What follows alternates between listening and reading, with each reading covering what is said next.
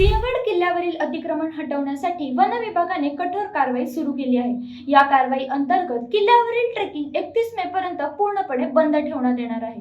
One विभागाने अतिक्रमण करणाऱ्यांना 31 मे पर्यंतची अंतिम मुदत दिली असून त्यानंतर कडक पावले उचलली जाणार आहेत। सिंहगड किल्ल्यावर अनधिकृत बांधकामे, दुकाने, हॉटेल्स आणि इतर अतिक्रमणे मोठ्या प्रमाणात वाढली आहेत, ज्यामुळे किल्ल्याचे ऐतिहासिक, सांस्कृतिक आणि नैसर्गिक महत्त्व धोक्यात आले आहे।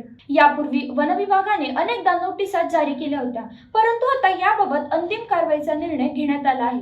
ही मोहीम स्थानिक प्रशासन आणि वन विभागाच्या समन्वयाने राबवली जात आहे। या कारवाईमुळे पर्यटक आणि ट्रेकर्सना तात्पुरता त्रास सहन करावा लागणार आहे, परंतु किल्ल्याच्या संवर्धनासाठी आणि त्याच्या मूळ स्वरूपाचे रक्षण करण्यासाठी हे पाऊल अत्यंत आवश्यक असल्याचे मानले जाते।